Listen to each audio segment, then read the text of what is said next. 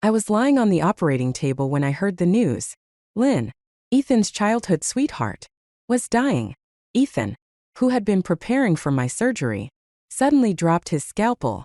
Turning to his colleague, he spoke in a steady yet hurried tone. "I'll leave my wife's surgery to you." Without waiting for a reply, he walked out. Watching his retreating back, tears welled up in my eyes. The next moment, a cold scalpel touched my skin, and a calm voice pierced through my despair. "Why are you crying? I'm here. You won't die." It was Dr. Nathan Sue, Ethan's colleague and a renowned surgeon. His demeanor exuded the same calm professionalism Ethan once had. As the surgery began, Nathan's words echoed in my mind. It had been 20 minutes since the news about Lynn broke. For the first time, my composed husband had faltered. He had abruptly halted my surgery, excusing himself with a veneer of calm, but his trembling hands betrayed him. Lynn's accident had shaken him to the core. I could see it. He was so desperate to be by her side that it consumed him. A nurse hesitated before whispering, "Dr. Ethan, your wife's heart rate is spiking. Are you sure you want to leave now?" My heart ached, but I forced a steady tone. "It's fine. Any surgeon will do." The pitying looks in the operating room stung, but I managed a smile. That smile masked a realization I had known all along. Ever since Lynn re-entered Ethan's life, my marriage to Ethan was over. When Ethan reappeared in my life alongside Lynn, I knew he could never let her go. For him, leaving a dying Lynn to perform surgery on me was unimaginable. And for me, trusting my life to a man like that was equally impossible. The operating room doors opened, and Nathan entered silently, his sharp features hidden by a surgical mask. His cool, distant voice broke the tension as he and Ethan crossed paths. "Ethan, I'll take over the surgery. Go. You'll regret it forever if you don't." Ethan glanced at me briefly before vanishing. His departure left a deafening silence in its wake. Tears streamed down my face as the scalpel hovered near my skin. Once again, Mia, the name he used to call me with affection, had been left behind. Nathan's voice broke through the fog of my thoughts. "Why are you crying? I told you. You won't die." The surgery lasted 2 hours. By the time I was wheeled out, the rain outside had turned into a torrential downpour. Nathan stayed with me until my condition stabilized, then quietly left. I had barely begun to recover when Ethan's call came through. The anesthesia had worn off, leaving me drenched in cold sweat. I hesitated before answering.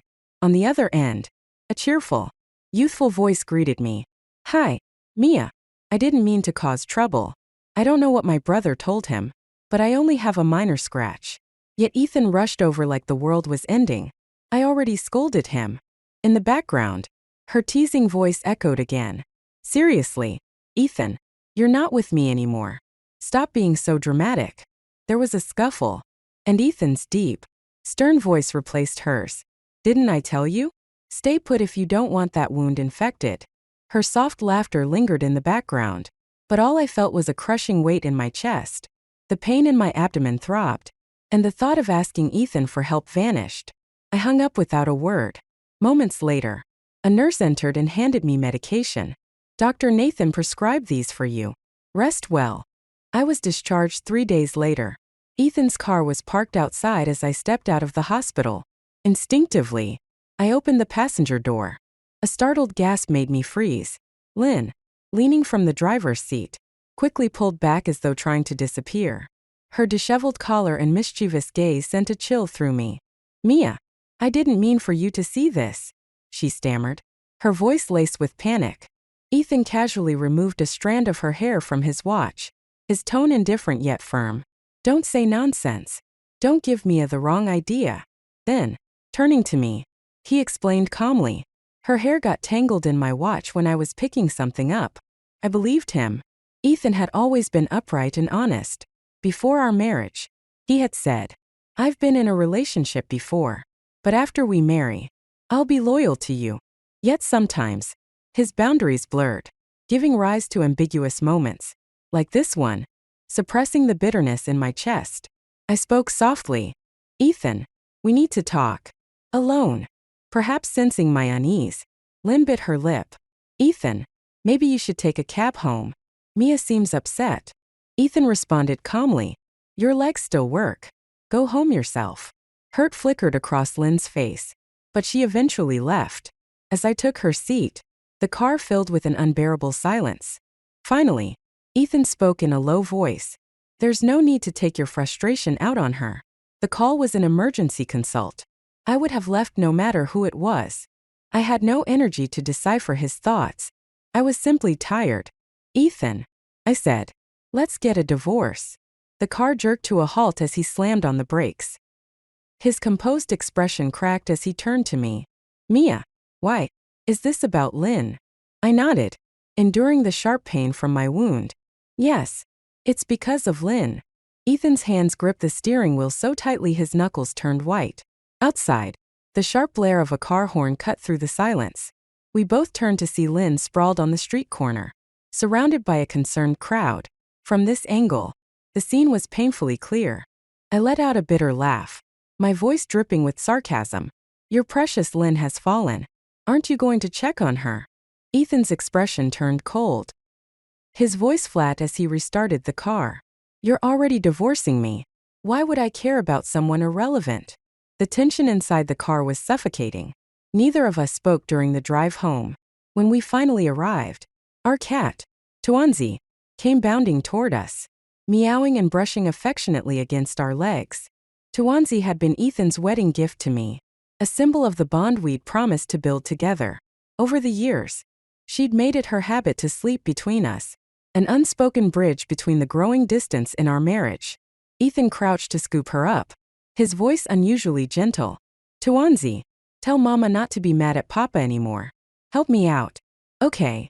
Tuanzi responded with a playful meow, looking up at me with wide, curious eyes. This had always been his tactic when we argued, using Tuanzi to soften my heart. He knew I couldn't resist the little cat's charm, but this time, I remained silent, breaking the heavy atmosphere. Ethan changed the subject.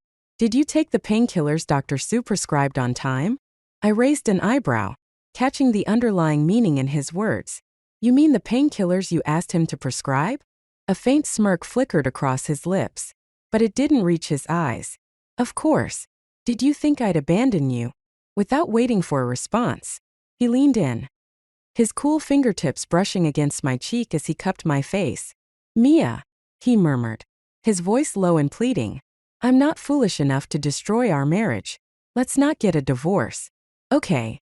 I shook my head, the proximity suffocating me. No, not this time. If Lynn had returned 3 years ago, I might not have cared.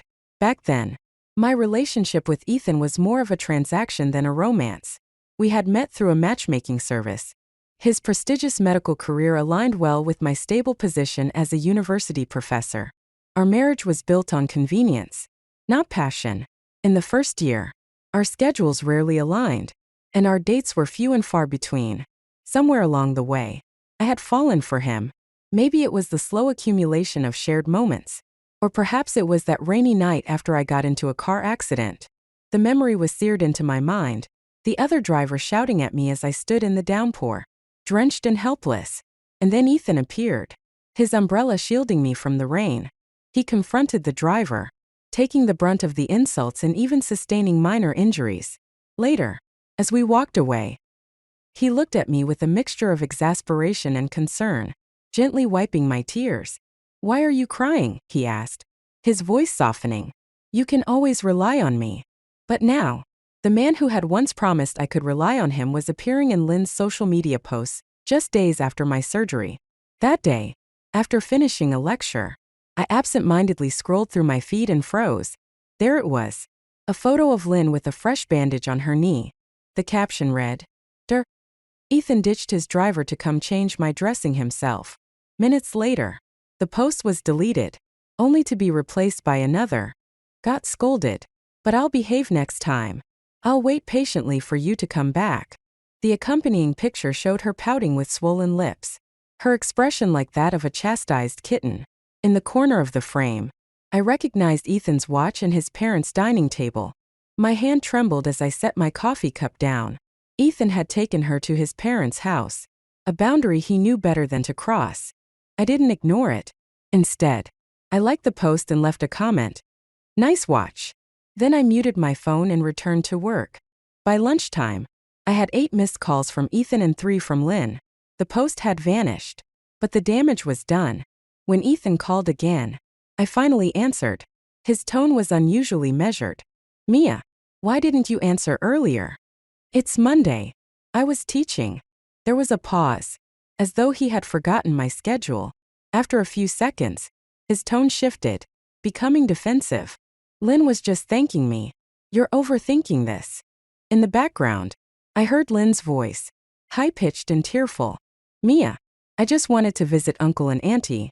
Ethan happened to be there and kindly helped me with my dressing. Please don't fight over this. I chuckled coldly. And which eye of yours saw me fighting with him? You sound guilty. Did you do something shameful? Mia, Ethan interrupted, his tone sharp with warning. My parents are here. Watch what you say. I fell silent, unwilling to continue. Ethan sighed, frustration evident in his voice. When do you finish work? I'll come pick you up. Mom made dumplings. A bitter laugh escaped me. Ethan, I said evenly. That house can only have one of us. Either her or me. The line went silent. Unbeknownst to me, Lynn had put the call on speaker, and my words rang out loud and clear, echoing through the room for everyone to hear. Ethan's patience finally snapped. Fine. Do whatever you want. Then he hung up. The Cold War between us dragged on, silent but suffocating. At the university, my colleagues were abuzz with excitement about a new play, Reunion of Lovers. It's such a touching story, one of them said. 2 ex-lovers meet again and rekindle their relationship. It's inspired so many couples to reunite after watching it. I tuned out the chatter, uninterested. After work, I picked up a thank you banner I'd prepared and headed to the hospital. Ethan wasn't there. Instead, I handed the banner to Dr. Nathan Sue. You should give it to him yourself, Nathan suggested, his tone cool and detached. I smiled. It's for you. Thank you for performing my surgery. He regarded me with his pale, unreadable gaze before silently hanging the banner on the wall. Will you handle my stitches, too? I asked. Ethan is too busy to bother with it. Nathan's eyes didn't waver. If he can't make it, I'll take over. From that point on, I started visiting the hospital exclusively on weekends, deliberately avoiding Ethan's workdays.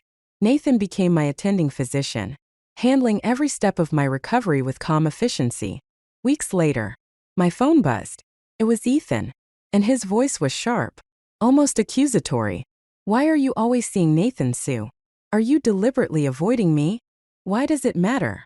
I replied lightly. I'm busy teaching during the week. Weekends are the only time I'm free. His frustration was evident. Mia, do you even know what you're doing? People often project their own insecurities onto others. Ethan had strayed, and now he was paranoid that I might do the same. Why don't you adjust your schedule to weekends? Then, I suggested calmly. He fell silent. I knew the reason. Weekends were reserved for Lynn's play, and he wouldn't miss it for anything. I ended the call without waiting for his reply. Nathan, standing nearby, glanced at me with his usual neutral expression. What is it? I asked. He gestured toward my medical chart. You've requested sleeping pills 3 times this week. I can't prescribe any more. It's fine, I said with a forced smile. A drink helps me sleep just as well. Nathan paused before speaking again. Would you like to join me for a drink tonight? I blinked, caught off guard. What? He removed his gloves with deliberate precision. The department is having a gathering. Ethan might be there. The mention of Ethan gave me pause. As his wife, attending such events wasn't unusual, so I agreed. When we arrived, Ethan was nowhere to be found. The other doctors treated me with an awkward mix of kindness and sympathy, clearly aware of the growing tension between us. I barely touched my drink, but Nathan quietly placed a mild cocktail in front of me. It was sweet and soothing, and I felt a light buzz settle over me. Toward the end of the evening, a flurry of activity in their group chat caught my attention. A photo of Ethan appeared, showing him cooking in a kitchen. The image was quickly deleted, followed by a sheepish apology from the sender. Sorry, my wife was just messing around. The table fell silent, and all eyes turned to me. The humiliation was suffocating. The photo, taken in his parents' kitchen, confirmed what I had long suspected. Ethan had spent the evening with Lynn, though he hadn't crossed a definitive line. His actions teetered dangerously close to betrayal. After dinner, Nathan offered to drive me home. As I settled into the car, one of Ethan's female colleagues approached, her expression kind but pitying. "Don't overthink it," she said gently. "Focus on resting." I thanked her politely and leaned back, the alcohol dulling my emotions. Halfway home, my phone slipped from my hand and landed near Nathan's watch. Reaching for it, my hair accidentally caught on the strap. The situation was absurdly ironic. "Sorry," I muttered, fumbling to free myself. Nathan calmly removed his watch and stepped back, giving me space. Just as I untangled my hair, the car door was yanked open. Cold air rushed in as Ethan stood there, his expression dark and stormy. "Mia," he said through gritted teeth, "you'd better explain what you're doing." For the first time, I saw him lose control. He grabbed my wrist, dragging me out of the car, his anger barely restrained. "I didn't do anything," I said, meeting his furious gaze with calm indifference. "I saw it with my own eyes." His voice cracked, raw with frustration. The scene mirrored the day I was discharged from the hospital. Except this time, I was the one being accused. A bitter laugh escaped me. "My hair got caught on his watch," I said, my voice dripping with sarcasm. "Don't overthink it." For a moment, his anger faltered, realizing the hypocrisy of his outburst. He hesitated, but his pause only deepened my resentment. I turned to Nathan and thanked him quietly. "I'll handle it from here. Drive safe." Nathan nodded and left without another word. The silence between Ethan and me was oppressive as we walked to our building. "Mia," he finally said, his voice hoarse, "we need to talk." I turned sharply, my hand striking his cheek with a sound that echoed through the hallway. Months of anger and humiliation surged to the surface. "Don't touch me," I said coldly, my voice trembling with fury. "You disgust me." I wasn't sure what excuses Ethan gave his family, but within days, he returned home as though nothing had happened. He tried to mend things in his usual way, showering attention on Tuanzi. He bought her new toys and carried her around, using her as a bridge between us. "Look, Tuanzi," he said, holding her close. "Mama's mad at Papa again. Can you help her forgive me?" I took Tuanzi from him and stroked her absent-mindedly, letting his efforts fall flat. When the doorbell rang, I opened it to find my parents standing there. "Mia, we heard you two might be going on a trip," my mother said cautiously. "We thought we'd take Tuanzi for a while so she's not alone." I nodded. "That's fine. Take her for now." Ethan's face went pale as my parents scooped up the cat and left. Closing the door behind them, I turned to him and dropped the toys he'd handed me at his feet. "We're divorcing. Ethan, consider Tuanzi's future with you. Leave the rest to the lawyers." For the first time, he realized I wasn't bluffing. His calm facade broke, replaced with desperation. "I don't agree," he said firmly, his voice trembling slightly.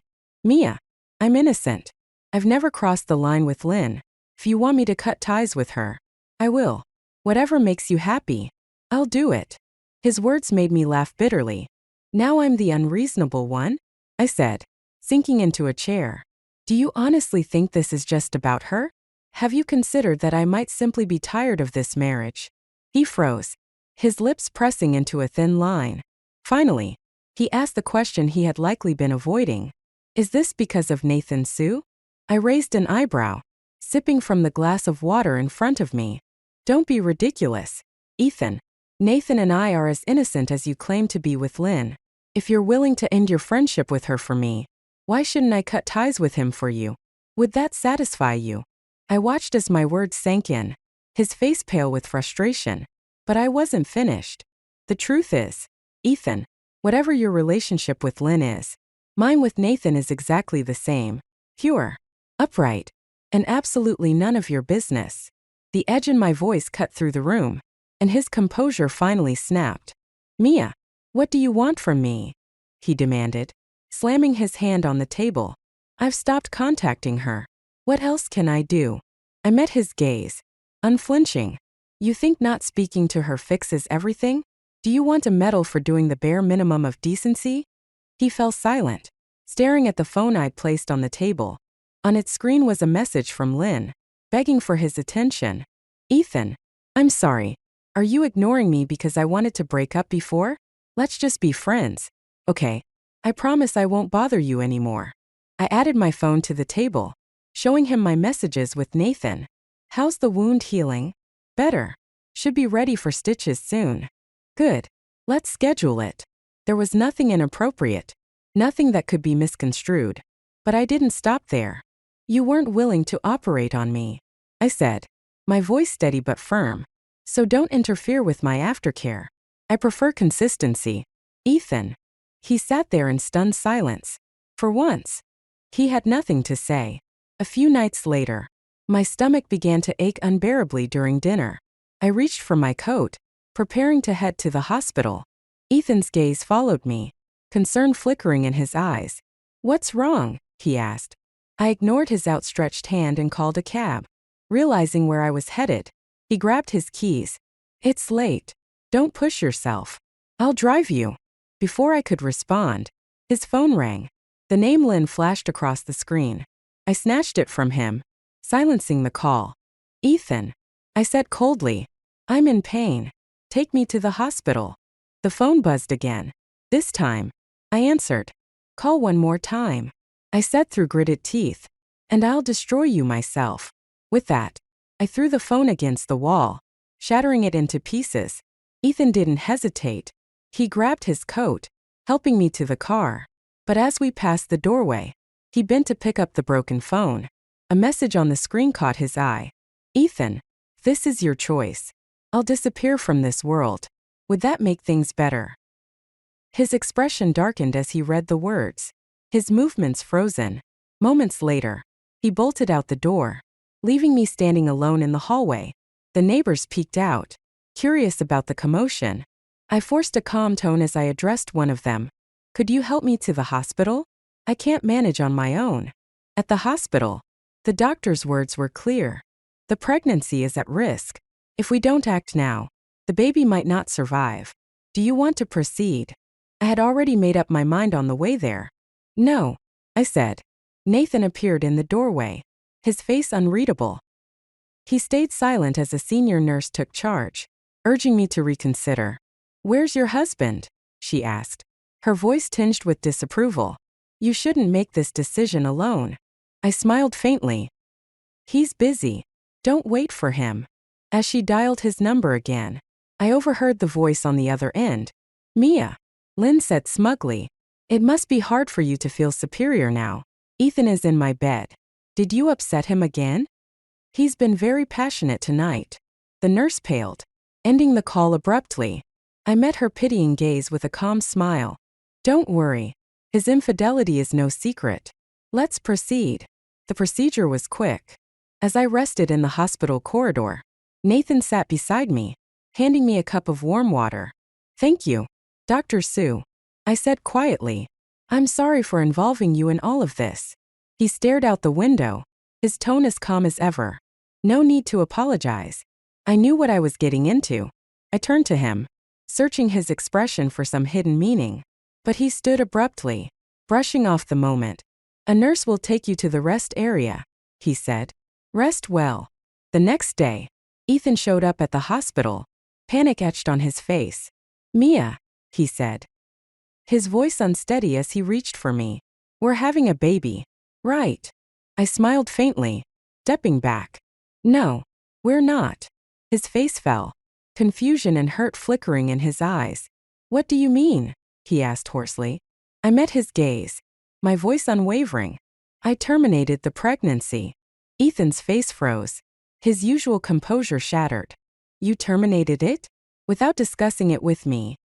He asked, his voice trembling with disbelief. I let out a bitter laugh.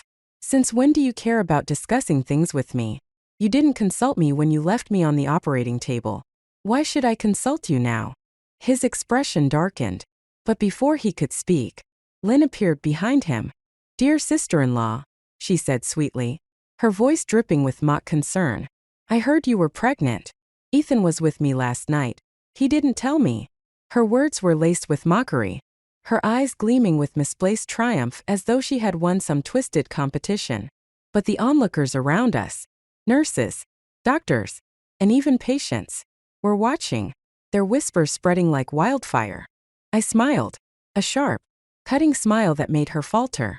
"Didn't anyone tell you?" I asked softly, loud enough for everyone to hear.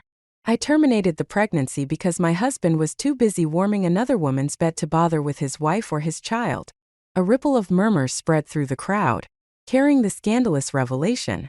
Lynn's face drained of color, and for the first time, doubt flickered in her eyes. "That's not true," she stammered, looking desperately at Ethan for support. "I didn't." I cut her off, my voice cold and steady. "Don't bother denying it." The phone call I overheard made it quite clear. "You seemed proud enough of your actions at the time." The murmurs grew louder. Panic spread across Lynn's face as she turned to Ethan. "She's lying. You know she is. Say something, Ethan." But Ethan stood frozen, his lips pressed tightly together. His silence was damning. "You see," I said, my voice calm but laced with venom, "even your so-called lover can't defend you now. You've always thought you could have it all, Ethan. But you were wrong." I turned to the crowd, my voice cutting through their whispers. "Let me make one thing clear," I said. "I have no intention of staying in a marriage where fidelity and trust mean nothing. And I certainly won't raise a child with a man who abandons his family for someone like her." When I returned to my hospital room, the news had already spread like wildfire.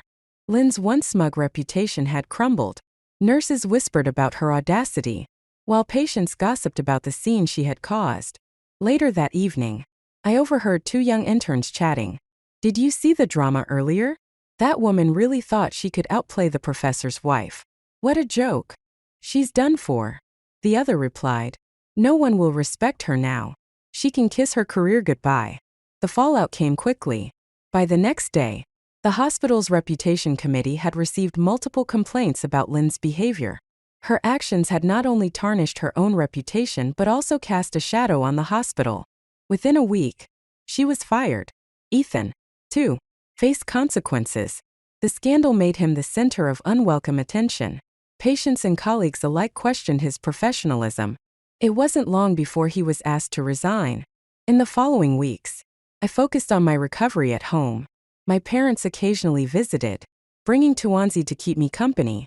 One quiet afternoon, as I stroked the cat's soft fur, my lawyer called to update me. "Ethan hasn't signed the papers yet," he said. "He's stalling." I sighed, unsurprised. "Give him a deadline. If he doesn't sign, we'll take it to court." Later that evening, Ethan called. "Mia," he began, his voice hoarse. "Can we talk? Just one last time." Leaning back on the couch, I let my fingers trail through Tuanzi's fur. "There's nothing left to talk about," I replied quietly. He was silent for a moment before speaking again, his tone filled with regret. "Do you remember when we first met? At the matchmaking dinner?" "Of course," I said evenly. "It wasn't particularly romantic." He chuckled bitterly. "It wasn't. But do you remember what I told you that night? That I wanted a partner who could share my life, not just my work." "You also promised loyalty," I said sharply. "And look where we are now." His breath hitched, and I heard a faint tremor in his voice as he continued. "I made mistakes, Mia, but I loved you. I still do. Can't we find a way to fix this?" I closed my eyes, my hand tightening around Tuanzi's fur. "No, Ethan. It's too late." The silence that followed was deafening. "You've made your choice," I said, my voice unwavering. "And now, I've made mine. Sign the papers." That was the last conversation we had before the divorce was finalized. As I left the courthouse weeks later, holding the final decree in my hands, I felt an unfamiliar but welcome sense of relief. For the first time in years, I was free. The divorce papers were finalized. And just like that, the thread tying Ethan and me together was severed. I walked out of the courthouse with a sense of closure, but the weight in my chest lingered. The years we had spent together replayed in my mind like a broken reel. Moments of laughter, fleeting happiness, and the slow unraveling of everything we had built. For the first few weeks, I focused on healing, both physically and emotionally. Tuanzi, now back in my care, became my constant companion, her soft purring filling the otherwise quiet apartment. Ethan, on the other hand, seemed to vanish. He left the city shortly after the divorce, taking a position elsewhere after resigning from the hospital. News of his departure spread quickly, and whispers of his scandal followed him like a shadow. Despite it all, I couldn't bring myself to hate him. Perhaps it was because, at one point, I had truly loved him, or maybe it was because I still remembered the man he used to be, before everything fell apart. But whatever the reason, I chose to let go of the anger. Months later, I heard from a mutual acquaintance that Ethan had returned briefly to visit his parents. I was on campus at the time, heading to a lecture, when my phone buzzed with the message. He looks different. Older. Tired. I think the past year hasn't been kind to him. I read the words, then put my phone away, unwilling to dwell on the image of a man who no longer had a place in my life. One day, while organizing my bookshelf, I stumbled upon a photo album tucked away in a drawer. Inside were pictures from our wedding, casual snapshots from vacations, and candid moments at home. In one photo, we were sitting by a lake. His arm draped around my shoulder as I laughed at something he had said. It was a rare moment of unguarded happiness, one that felt like it belonged to a different lifetime. I stared at the photo for a long time before closing the album and placing it back in the drawer. Memories, after all, are just that, fragments of the past. Not long after, a mutual friend reached out with surprising news. Did you hear? Lynn moved out of the city. She left the theater company and hasn't been seen since. I nodded, unsurprised. The fallout from her actions had been severe, and her reputation within both the theater and medical circles was beyond repair. Good riddance, the friend added. I didn't respond. Lynn had already taken enough from me. I wouldn't let her occupy my thoughts any longer. One chilly evening, as autumn leaves scattered across the streets, I received an unexpected call. It was from an unfamiliar number. Hesitating for a moment, I answered. Mia. A familiar voice greeted me. It was Ethan. For a moment, I didn't know what to say. The sound of his voice, once so familiar, now felt foreign. What do you want? I asked, keeping my tone neutral. There was a pause on the other end, as if he were gathering his thoughts. I just wanted to check on you, he said finally, to see how you're doing. I'm fine, I replied curtly. Silence stretched between us before he spoke again. Do you remember the day we went to the lake? He asked, his voice softer now. The way you laughed when I slipped and fell into the water? You teased me for days afterward. I closed my eyes, willing myself to remain unaffected. I remember, I said quietly. Those were good times, he murmured, almost to himself. Yes, I admitted. But they're in the past now. His breath hitched audibly. Mia. Don't. I interrupted, my voice firm. Don't say anything you'll regret. He fell silent, and I took a steadying breath before continuing. You made your choices, Ethan, and I've made mine. Let's leave it at that. The line went quiet for a moment before he whispered. I'm sorry. I didn't reply. Instead, I ended the call and placed my phone face down on the table, staring at the faint reflections in the window. As the days turned into weeks, I found myself thinking less and less about him. The scars he had left, both seen and unseen, began to fade, replaced by a cautious hope for the future. I wasn't sure where life would take me, but I knew one thing for certain. I was finally free.